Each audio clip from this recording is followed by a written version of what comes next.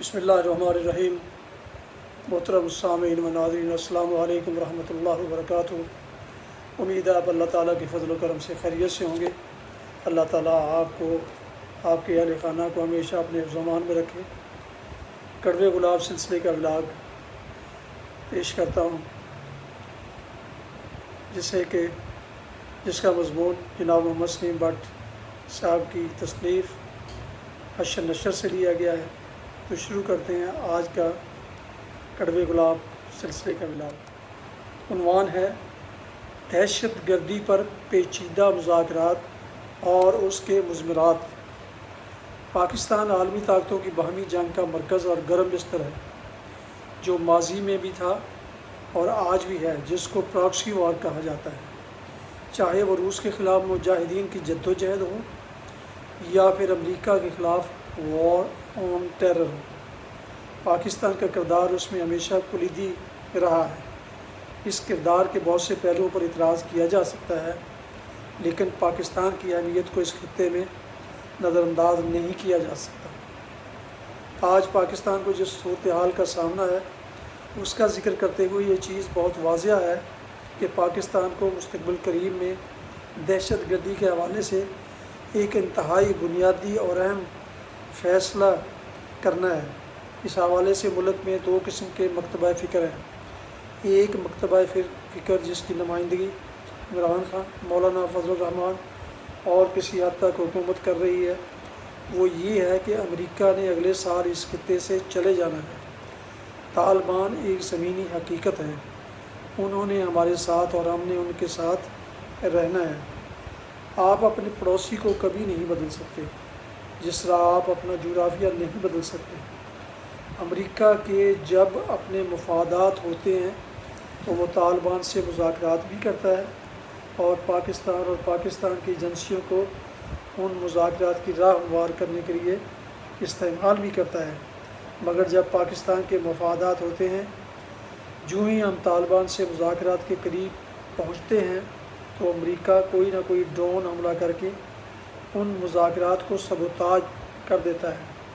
ہمیں اپنے وسیع تر مفاد میں چاہیے کہ ہم بہر صورت مذاکرات کریں۔ 30 سال بھی اگر جنگ جاری رہے تو بالآخر مذاکرات کی میز پر ہی آ کر حل نکلتے ہیں۔ امریکہ کے متعلق لوگوں کا یہ خیال ہے کہ امریکہ کی دوستی بھی خطرناک ہے اور امریکہ کی دشمنی بھی خطرناک ہے۔ ہمیں امریکہ کے ہاتھوں میں کھیل کر طالبان کے ساتھ میدان جنگ نہیں سجانا چاہیے، ورنہ ہمارا ملک دہشت گردی کی کبھی نہ ختم ہونے والی جنگ کی لپیٹ میں آ جائے گا۔ یہ ایک نقطۂ نظر ہے۔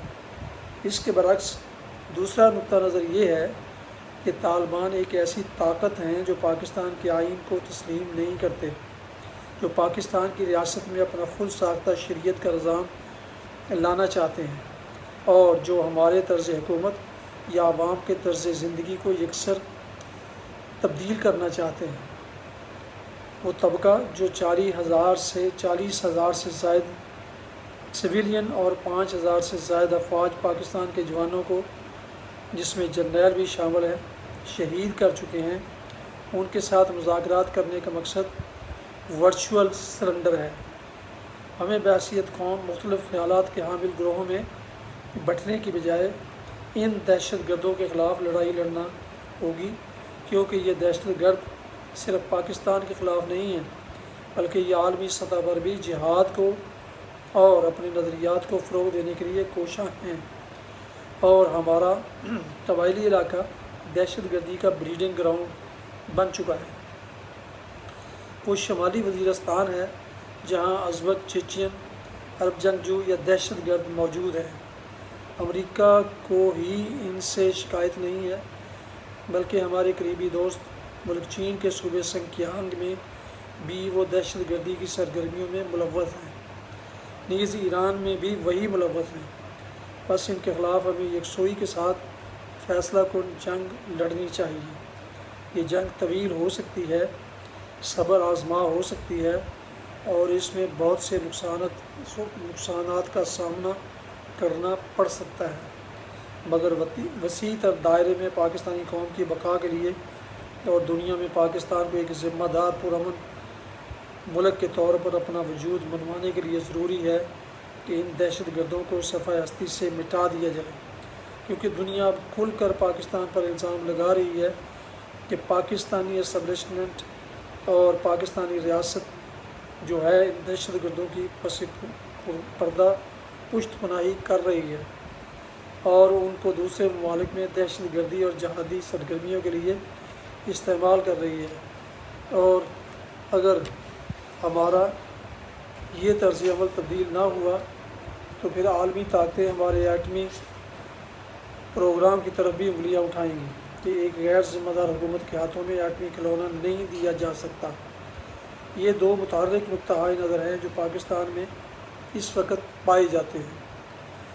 جنرل نیازی کی شہادت اور حکیم اللہ مسعود کی موت کے بعد حکومت پر دونوں طرف سے بے پناہ دباؤ ہے کہ وہ کوئی فیصلہ کن قدم اٹھائے، مگر حکومت بے پناہ صبر و تحمل کا مظاہرہ کر رہی ہے، جس کے باعث اس کو بزدلی کا طعنہ بھی سننا پڑ رہا ہے، مگر حکومت چاہتی ہے کہ وہ آخری حد تک جائے اور مذاکرات کو کھل کر استعمال کرے، کیونکہ اس کو بخوبی اندازہ ہے کہ اس جنگ کے نتیجے میں پاکستان کی معیشت پہلے ہی پتلی اور بگڑی ہوئی حالت میں ہے۔ غربت، افلاس اور بیرونی قرضوں کا بوجھ جو پہلے ہی ناقابل برداشت ہے، یہ ایک ایسی جنگ ہے جس میں دو فوجیں ایک دوسرے کے خلاف نہیں لڑیں گی، بلکہ ہماری فوج سایوں کا پیچھا کرے گی۔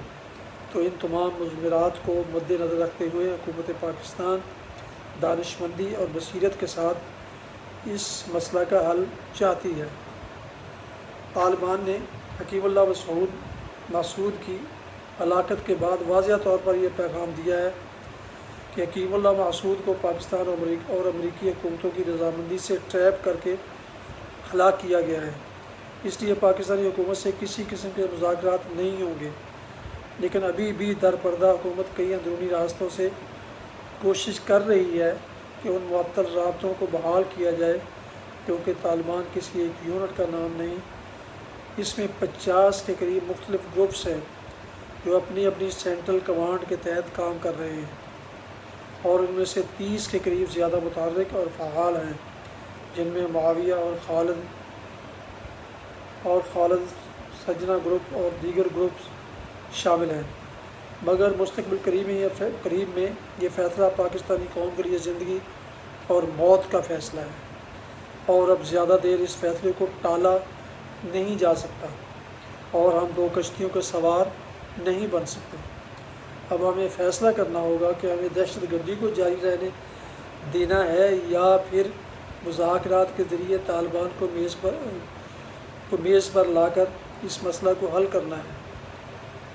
مگر ایک بات یقینی ہے کہ وقت تیزی سے بھاگ رہا ہے اور پاکستان کے پاس زیادہ آپشنز بھی نہیں، اور بین الاقوامی دباؤ بھی بڑھ رہا ہے۔ اس سارے خطے کی صورتحال پر اس کے گہرے اور دور رس اثرات مرتب ہونے والے ہیں۔ ٹیلی ویژن پروگرام میں اینکرز اور مہمان جو ہیں وہ سطحی اور جذباتی باتیں کرتے ہیں، مگر حکومتی سطح پر ایسے نہیں کیا جا سکتا کہ حکومت کی نظر تمام معاملات کے دور رس نتائج پر ہوتی ہے۔ اس میں وہ کوئی بھی فیصلہ کرنے سے پہلے تمام آپشنز کا تفصیلی جائزہ لینا چاہتی ہے اور 100 دفعہ سوچتی ہے۔ ہمیں چاہیے کہ ایک ذمہ دار شہری کی حیثیت سے ان فیصلوں کو سنیں جو وہ بڑے اخلاص کے ساتھ کر رہی ہے، کیونکہ پاکستان میں پہلے ہی بلوچستان میں بغاوت کی کیفیت ہے اور کراچی میں لسانی بنیادوں پر فسادات ہو رہے ہیں، تو پاکستان ایک اور بڑا محاذ کھولنے کا متحمل نہیں ہو سکتا۔ البتہ جب معقولیت کے تمام راستے بند ہو جائیں تو پھر اس فیصلہ کن لڑائی کے لیے پاکستانی قوم کو تیار رہنا ہوگا۔ قرآن پاک کا بھی یہی حکم ہے کہ انسان کو دلیل سے ہلاک کیا جاتا ہے اور دلیل سے ہی زندہ کیا جاتا ہے۔ دلیل اور حکومت کو بروئے کار لانے کے بعد بھی کوئی راستہ باقی نہ بچے تو پھر پاکستانی قوم کو اس فیصلہ کن جنگ کے لیے کمر کس لینی چاہیے۔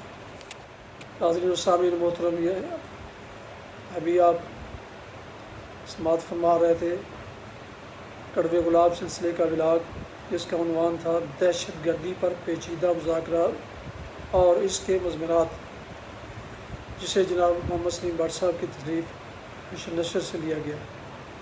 جن دوستوں نے ابھی تک میرے YouTube channel BA Rashidi RASHEEDI کو ابھی تک سبسکرائب نہیں کیا، ان سے گزارش ہے کہ وہ اسے سبسکرائب کریں، لائک کریں اور بیل آئیکن کو پریس کرنا نہ بھولیں، تاکہ آئندہ آنے والے نوٹیفیکیشن ان کو باقاعدہ بروقت اور روزانہ کے حساب سے ان کو ملتے رہیں۔ اگر مناسب سمجھے تو اپنے دوستوں سے بھی اسے شیئر کیجیے گا۔ اللہ تعالیٰ آپ کا حامی و ناصر ہو۔ اللہ تعالیٰ آپ کو، آپ کے اہل خانہ کو، آپ کے بچوں کو ہمیشہ اپنے حفظ و امان میں رکھے۔ آمین۔ دعاؤں میں پاک وطن، پاک فوج، دوستوں کو اور اس ناچیز کو بھی ضرور یاد رکھیے گا۔ شکریہ۔ السلام علیکم ورحمۃ اللہ وبرکاتہ۔ پاکستان زندہ باد۔